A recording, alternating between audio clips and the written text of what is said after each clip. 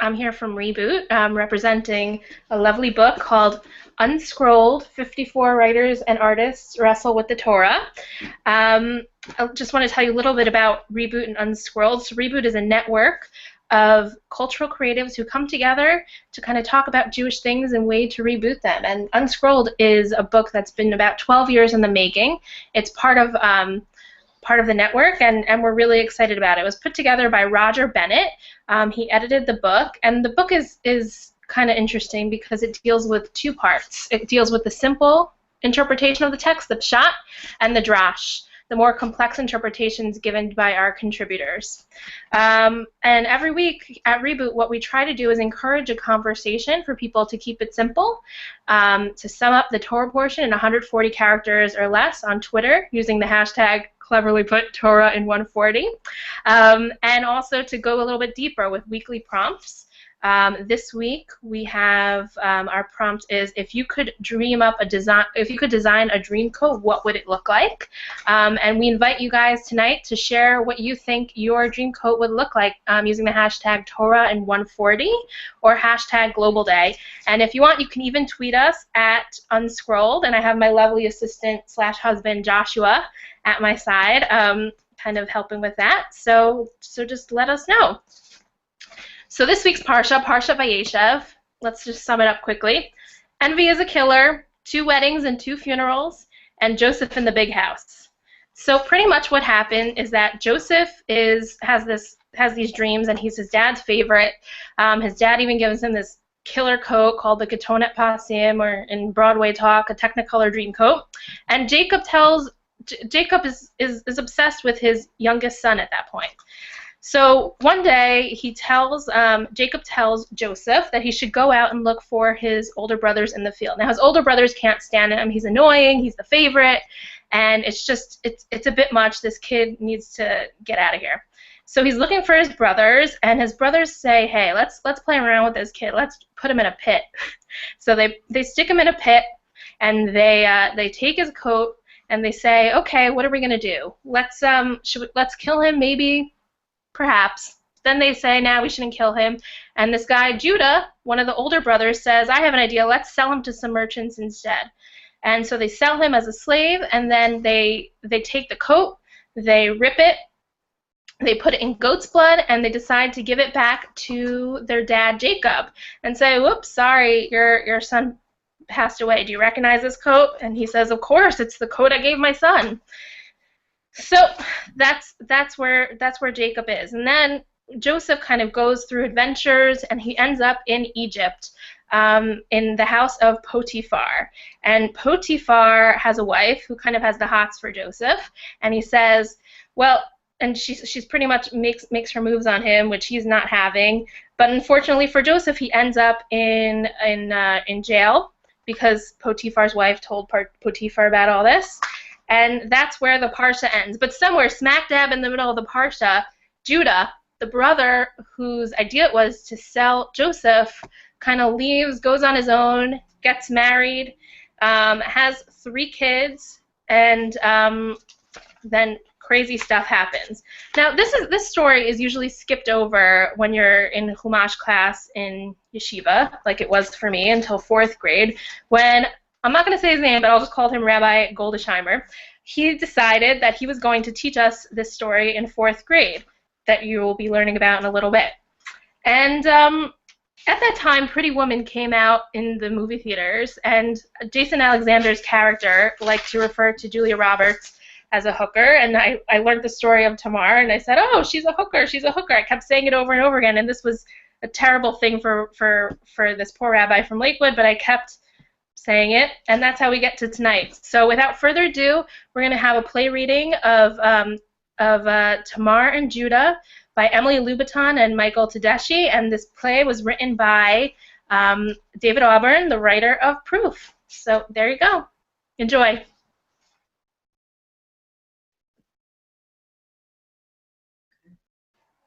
Michael and Emily. Do you know the reason you are here? You sent for me. Do you know why? Yes. You know what now must happen to you? I know what will happen. Say it then. I am to be killed. Yes. Say as well how. By burning. And say why this must be. I cannot say why it must be. Only what you will say is the reason. Do you dispute this reason? I cannot. Then say it now. The reason is my pregnancy.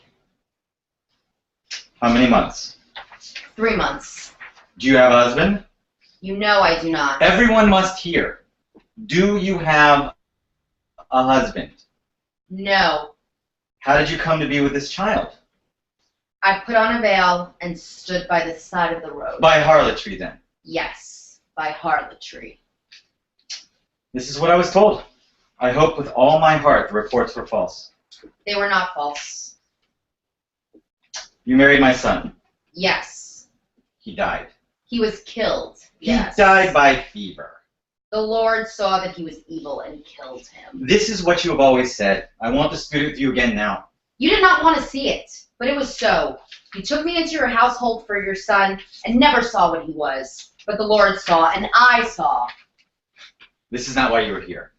To resume, one son being dead, I gave you to my second son. Now we come to him. He too died. He was killed. Oh, and was my second son also evil? No, but there were other issues with Onan. Tell us, please, what were they? I don't think this is the place. What better place for all listening? Let us just say that there were issues and leave it at that.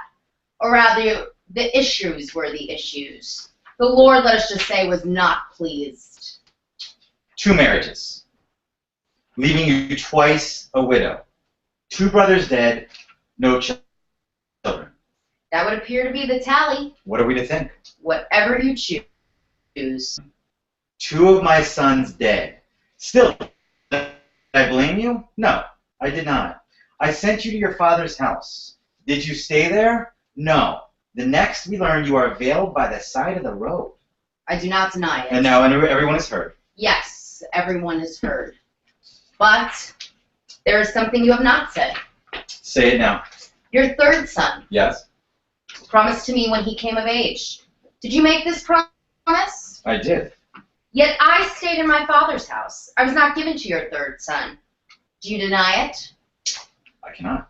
Did you fulfill this obligation to me? I did not. Now everyone has heard. 2 brothers married to you, leaving you twice a widow. No children. 2 of my sons dead. Who here would condemn me for sparing a third? So, we are left only with the question of your conceiving a child by harlotry, which you do not deny. I cannot. Then what else can be said? Only this. Bring me the things that I gave you to keep. What is this? You'll see. Everyone will see.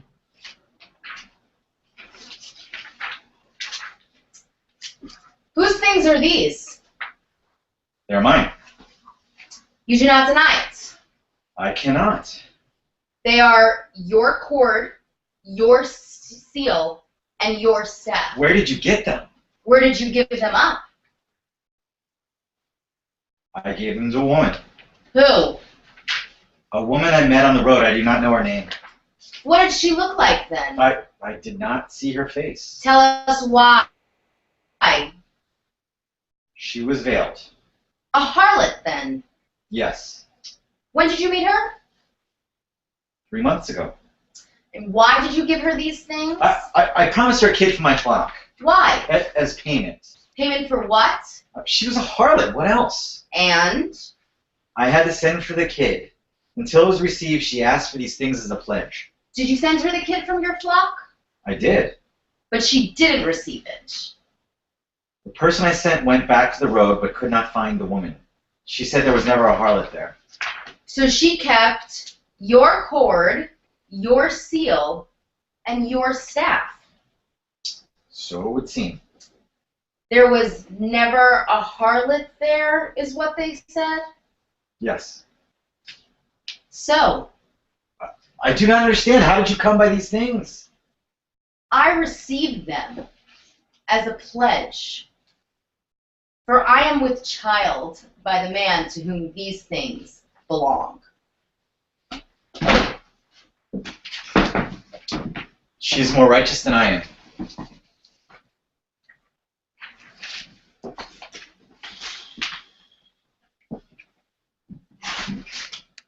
Years ago, I had a brother. I had a lot of brothers, actually. Brothers and half-brothers. It was a big family. But this one I'm talking about, Joseph, stood out because he was my father's favorite. My dad just doted on the kid. To hear him tell it, he could do no wrong, and the sun more or less shone out of his ass. You'll pardon the expression.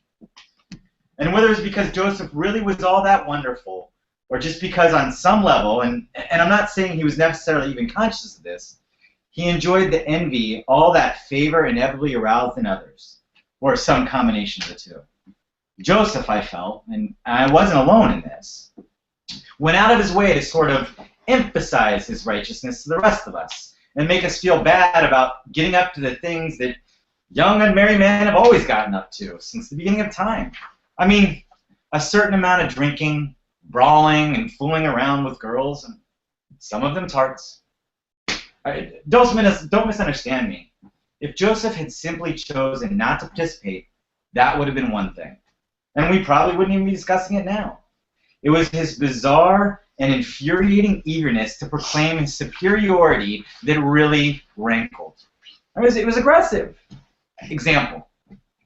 The group of us would be up at dawn with the flocks, cranky and exhausted after a chilly night spent sleeping rough in some rocky pasture somewhere, no breakfast, and Joseph would come running up, bright-eyed, just dying to tell us about some dream he had the night before.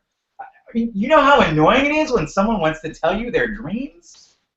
And Joseph's dreams, according to him, who knows if he was making it up or not, it doesn't matter, would always be something like, he's a sheaf of wheat in the field, and the rest of us are all sheaves of wheat too, only he's the largest sheaf, and we're all bowing down to him. Real subtle, Joseph. So, given all that, it was probably inevitable that some of us, the more hot-headed among us, started talking about getting Joseph out of their hair more or less permanently. I mean, I'm not going to take you through all the arguments and all the plotting that went on. That's ancient history. Suffice it to say that at a certain point, we're out in the middle of nowhere, standing over a pit, and Joseph's down in it. And there's a faction of us, a sizable majority of the brothers, that's all for cutting his throat and filling in the pit and calling it a day. Now, I'm not going to sit here and tell you that in the moment I wasn't appalled or shocked at what we were contemplating, or even that I argued against it very forcefully. I was part of it. I let it get that far, and it wasn't just passivity or cowardice that had prevented my stepping in earlier, before we were actually at the point of murdering a brother. I carried no brief for Joseph, and had fresh memories of mornings when hungover and sore-balled after a night of degeneracy in some fetid one-oar flesh pot, I hadn't staggered out to the field, met the eye of my youngest brother, virtuous, virginal, and smug, watering the flocks by a wincingly sun-dappled stream, and hated the little shit. Still, somehow I managed to propose what I guess you could call a compromise. Don't kill him. Fake his death and sell him into slavery instead. Even that was a tough sell with my brothers, but eventually I did win that one. And now it was my turn to feel righteous and noble as we dipped his coat in goat's blood.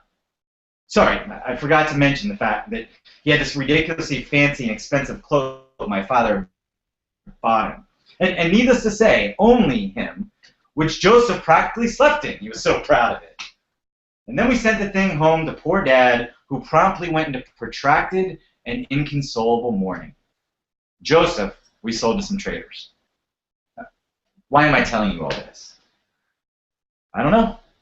I guess when Tamar, you probably wondered why I folded so fast when she turned the tables on me back there. I mean, couldn't I have put up more of a fight? She is more righteous than I am, I said. I didn't think about it. It just popped out of my mouth, and boom, that was the end of it.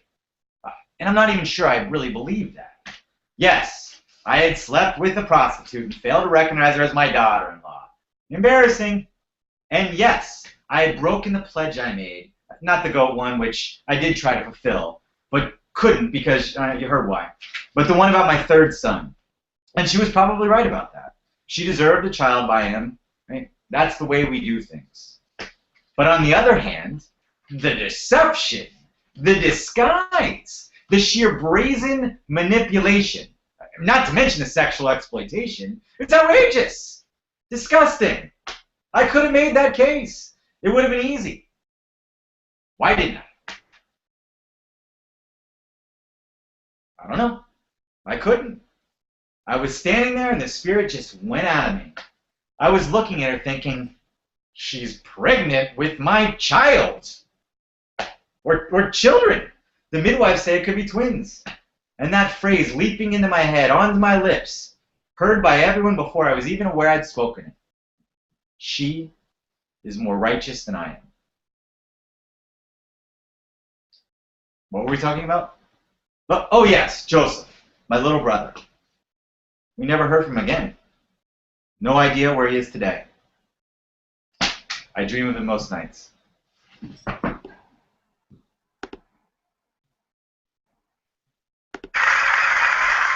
Right on. Good job, guys. That was really great. So again, that was David Auburn, the writer of Proof, summing up Tamar and Judah, not really summing it up, but creating a dramatic interpretation. And it's really exciting to see all this creativity about the Torah, which, you know, for thousands of years there's been a ton of intellectual and all kinds of creativity, but Unscrolled is really a fun book and a good way to get into the Torah. So earlier, when I was talking with Emily about, you know, this reading and about the Parsha itself, she made a really interesting point. She said it seems so disjointed. You know, one minute there's this whole episode of Judah and Tamar, like super dramatic, super crazy. It's like Days of Our Lives, but in the Bible. Maybe crazier than Days of Our Lives. And then there's this Joseph story. Like, why is David Auburn going into Joseph right away? And I said, you know, that's really what the Torah does too. And it's really strange how some things are juxtaposed together. But you know, the Mefarshim, the commentators often say that there's a reason why everything is placed where it is in the Torah, and I just want to talk a little about that tonight, about why this story is placed directly after the story of Joseph being sold and right before Joseph in Egypt. So as I was looking through the Mefarshim, through the commentators, I was noticing that there's a comparison between Judah and how he kind of went through this whole episode, and with Jacob and Joseph, and kind of comparing those two stories. So let's just talk about it a little bit. In the beginning of the portion, it says that Judah kind of like went on his way. And why did he just go on his way? Why did he go to this new land, this new area? Because Rashi says he was iced out by his brothers. Rashi, 11th century commentator from, where is it, Josh? France or Germany or somewhere in between, depending on where the borders were. Worms. Rashi of Worms said that he was iced out by his brothers. That really, after they saw Jacob's reaction and his heart was broken regarding Joseph being in Egypt, Joseph being dead, you know, he didn't know it was in Egypt, they just really were royally pissed at Judah with good reason, and they felt like he needed to take responsibility, and they just were cold to him. Furthermore, Sforno interprets that what happened to Jacob, he lost a son. What happened to Judah, he lost two sons. So it's kind of, you know, Judah had to grow a little bit and learn to be a little bit more empathetic to other people, and what better way to empathize than through actually suffering yourself. That Ketonat Pastim, that Technicolor dream coat, it kind of represented who Joseph was at that point in his life, right? He was his father's favorite. He was the star of the family. You know, he wore rainbows, all kinds of crazy stuff. And that was really who he was. And in the same way, when Judah was approached by Tamar and said, recognize these three items, what were those three items? They were a signet, which Rashi explains was kind of like a ring to give your signature, almost like a stamp or seal, a wrap, which is, you know, next to his manly parts, and a staff, which helps him, you know, walk around. Sforno says that those, a 16th century rabbi from Italy, says that those were personal items connected to him, that they kind of, you know, some people say, you know, the suit makes the man. Well, in the same way, these items kind of made Judah the person who he was. Again, back to that Ketonet Pasim, that dream coat.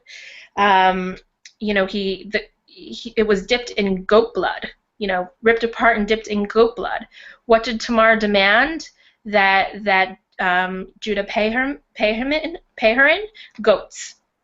Coincidence? I don't think so. And again, that recognize when Judah was told his dad, look, your son is dead, he used this word hakerna. Hakerna means recognize this. Please recognize. And when Judah says, when Tamar approaches Judah with these 3 objects, she doesn't outright say, listen, dude, like, these are yours, like, buck up, like, give my child support. No, she doesn't say that. She says, hakerna, recognize these things. So again, it's that same language, recognize, and for those reasons, we see that the Meforshim kind of think that these 2 stories are related. Nothing is really by chance. So at this point, I want to keep it simple and go deep. Joshua, has anyone responded on Twitter? Nobody's responded on Twitter? Come on, guys. Hashtag Torah in 140. What about from the email I sent you earlier? Are there any from today? Why, yes. So we have from Amelia in Princeton. She's keeping it simple. She says, she sums up the parsha by saying, sibling rivalry, mirror, mirror on the wall, who's the favorite of them all? Good one, Amelia. And again, with our go deep, if you could design your own dream coat, what would it look like? Lisa in Los Angeles said, my dream coat would be made of fabric from all the places I have visited that meant something to me, combined with photos of my dearest friends and family. Every time I wear it, I would be like getting a collective hug from all these people in my life. I imagine the photos stitched on top of the fabric like a warm, wearable collage coat. Sounds lovely, Lisa. And Amelia, again from Princeton, says, glimpses of sequins, sparkles, lace, and beading, shiny and sparkly, but subtle. Joshua, what would your dream coat want to be? You could think about it. Maybe a Jets dream coat or something like that. I think mine would be Technicolor and with lights poking out so that you could see me from miles away. Okay, if you have anything else to contribute, keep it simple. Sum up Parshat Va-yeshev in 140 characters or less. Use hashtag Torah in 140 or hashtag Global Day. You can also tweet us at Unscrolled, and you could also let us know how your design of a Technicolor dream coat might look. It doesn't even have to be Technicolor. It could be all black. It could be all white. It could be invisible, right, Josh? Right. Right. Okay. So moving on, let's talk about the pretty woman herself, Tamar. So Tamar was kind of, you know, she was the real deal. She knew what she wanted, and she kind of went for it. The Meforshim, and they kind of compare her to another lady who had twins in the Torah. Can anyone take a guess? Anyone? Oh, nobody's talking to me. Rivka, or Rebecca. So Rebecca, as you may know, she was married to Jacob's father, whose name was Isaac, or Yitzchak, and Rebecca and Isaac had a set of boys named Jacob and Esau. So Jacob and Esau, they really disliked each other. Terrible, you know, relationship, kind of like that, like vinegar and oil, water and oil. Vinegar and oil is delicious. So they really disliked each other, and you know, Rivka's kind of known in the story as sort of helping Jacob manipulate his dad into giving him the birthright blessing. And you know, growing up, I was always taught that, you know, she knew what was right, and therefore it was okay for her to do it.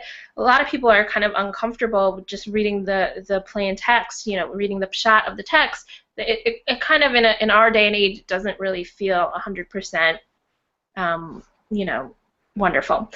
But let's just do a quick comparison between Rivka and Tamar. So Rivka was brought into the house of Abraham after the death of Sarah. Sforno points out that Tamar looked over at Judah, and she said, it was after two sons were killed, or died, and Tamar thought that she would be brought into the house of Judah after his wife died, and his wife unfortunately died. And what happened? She was not brought in. Therefore, she knew that Judah wanted nothing to do with her. He didn't want to have her be part of his family. He was kind of done with her. And I think for people who have children, not myself, but you can maybe understand that if two of your kids marry one lady and they both pass away, you may not want the third one to marry her. Okay. Speaking of those two boys, it's not really clear from the text what's actually happening and why they died. The commentators say that they were still in their seed a little bit too early, and they wouldn't impregnate her.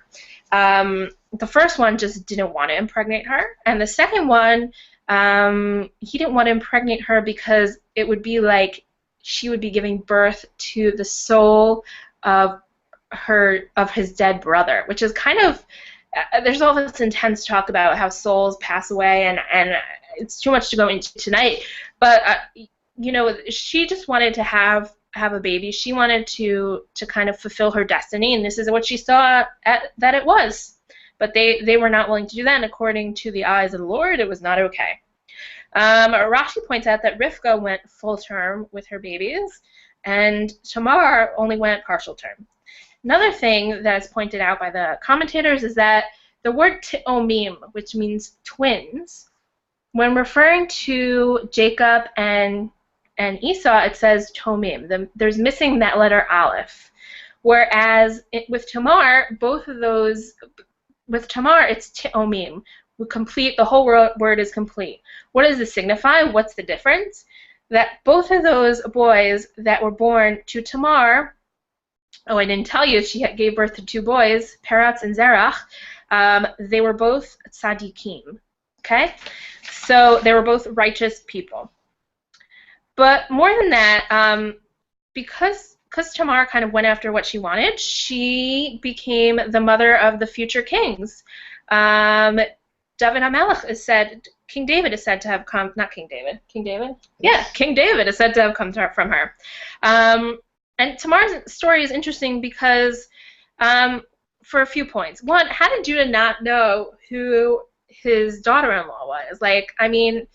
He knew her, but I guess he didn't know her in the biblical sense, but then he did. Anyway, but how did he not recognize her? So again, the Meforshim say that she was at the corner of the road and her face was uncovered. So if her face was uncovered, wouldn't you think that he would know her or recognize her? But in that day and age, I guess women covered their faces more, and so he never actually saw her face in her household. She was always modestly covered in her household, and so therefore, when he saw her at the corner, he didn't know her. And after, another interesting thing about the story is that after they had kids, they didn't really interact again. They in the biblical sense, I mean. So she just, he didn't want anything to have to do with her, and I think it was vice versa. She just wanted one thing, and that was to get pregnant. She had an incredible focus, similar to Rivka, in terms of what needed to be done and kind of having a clear sense of what was right and what was wrong. And she kind of moved ahead, forged ahead, and she got the children that she wanted. She wanted to have children from Abraham's family. She knew it was a good family, and she wanted to have Judah's children, maybe, from actually his children, but not from him. But that, that's the way the world works sometimes.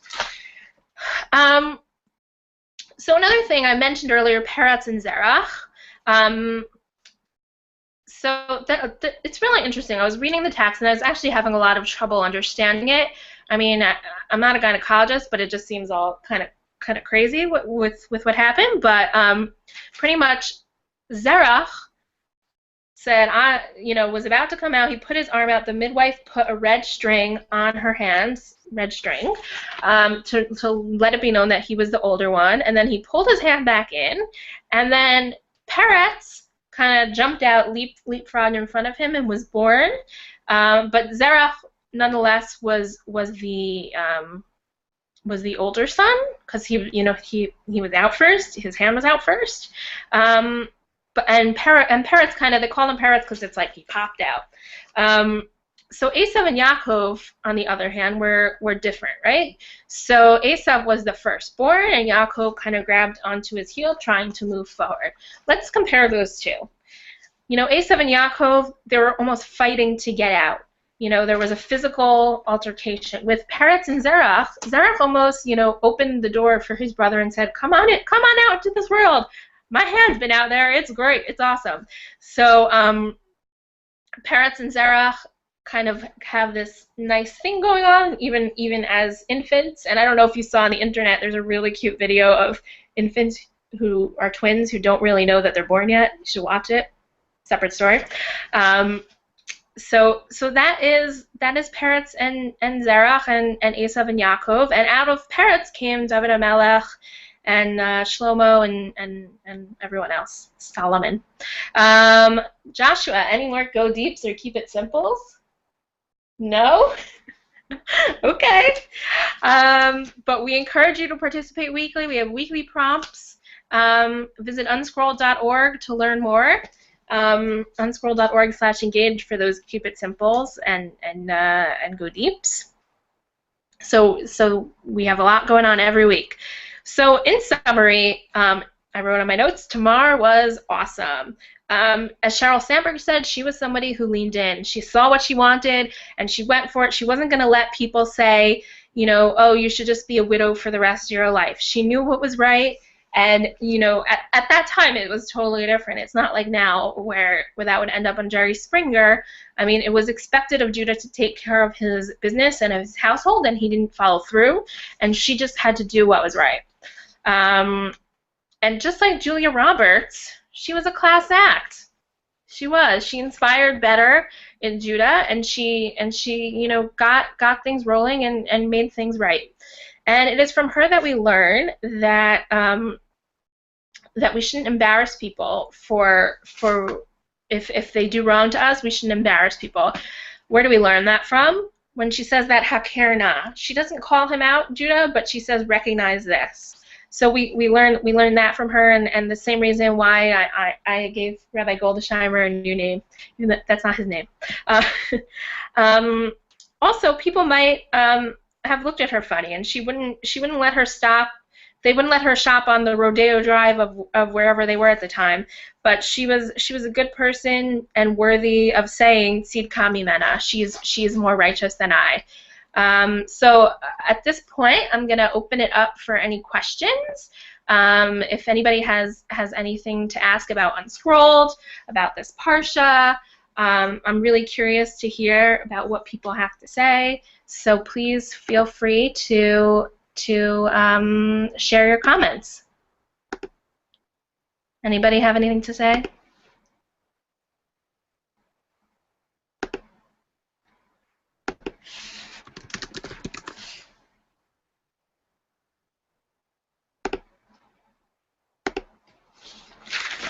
Anyone? Okay, so let's continue this this conversation.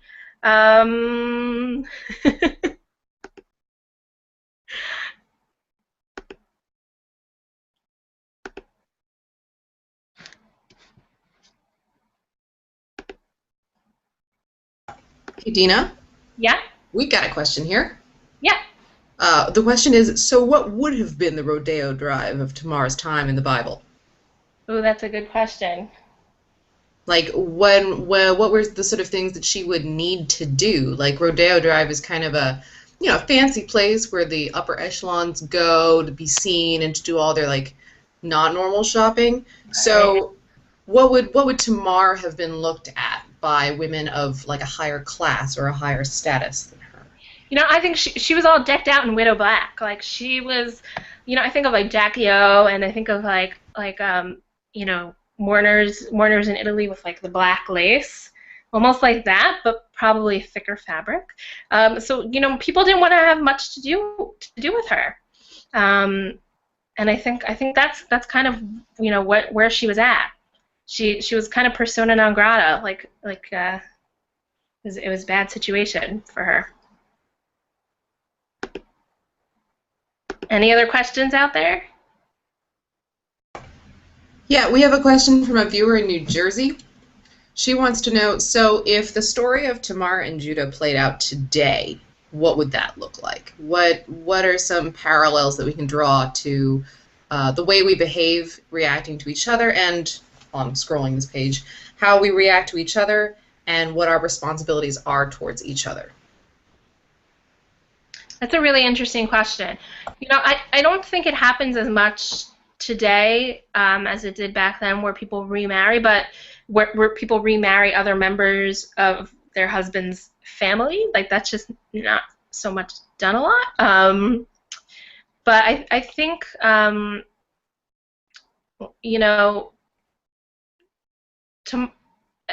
think it's about supporting other people and looking at people who might need a little bit more help in this world, and kind of giving out that help. There's all kinds of single moms in all over that really need that community help, or it takes a village. So I think that's kind of interesting, and an interesting way to take the story and make it our own for today.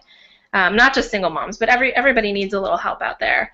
And it's not about being judgmental about what people have done in the past, but kind of helping them move forward. Yeah. So I got a question here. Talk a little bit more about Unscrolled. So Unscrolled. Oh, and Josh had a great point. Josh had a great point. Josh said we have to maybe thinking about politicians and sex scandals, right? So that was Judah was kind of like a big macher at the time. So maybe thinking about those women a little bit differently. Is that what you're thinking, Josh? Or the men and their reaction and the men and non-reaction. The men and their reactions or non-reactions. So just to tell you a little bit more about Unscrolled, there's a ton of great kind of commentaries in here, and the way this started was Damon Lindelof, the creator of Lost, saw the Binding of Isaac. He didn't see the Binding of Isaac. He saw the story, and he said that's kind of like a little strange. Let's talk about it. So there was a discussion about it, and the people decided it was really strange, and so or they weren't comfortable with it. So they created this book, Unscrolled, to kind of as a reaction to that conversation. And you can look in this book. There's Damon Lindelof's take on Unscrolled. It's a conversation after the Binding of Isaac that deals with is Abraham really okay mentally, and it brings up a lot of great issues. I can also show you some really groovy infographics and artwork. So here we have a fabulous take on the tabernacle in Bryant Park, and what the Mishkan would look like, what the tabernacle would look like if it was in New York City. Other things that are in here that are really great, that are super exciting, moving a lot later on, is there's artwork that deals with kind of death and thinking about Moshe as he's not allowed to go into the Holy Land of Canaan, then Eretz Yisrael, the land of Israel. There's A.J. Jacobs' take on something we all think about, shatnez. Like, why is God micromanaging the process of what we wear? And it's a ton of fun to look through. I mean, Josh and I have been looking through it every week, kind of thinking about the Torah portions. But there's it's really kind of exciting to think about that. Yeah, what else can I tell you about this? There's a cartoon coming up in the next week about Joseph reinterpreting dreams.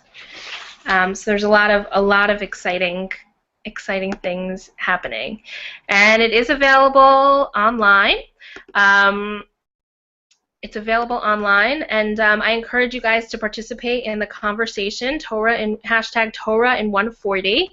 And I also encourage you to check out other Reboot projects. We have the National Day of Unplugging coming up March 7th and 8th, 2014, and we have Beyond Bubby, which is a website that shares recipes and stories, 6-word memoirs on Jewish life, and 10Q, which is a reflection project. But right now, I'm going to sign off, but thank you for unscrolling, and I hope you can follow us on Twitter at Unscrolled, and hashtag Torah in 140. And don't forget to keep watching globalday.com /24/24, and you can watch online anytime and watch this, especially this ending, which was really exciting. But thanks a lot, guys, and it was great learning with you.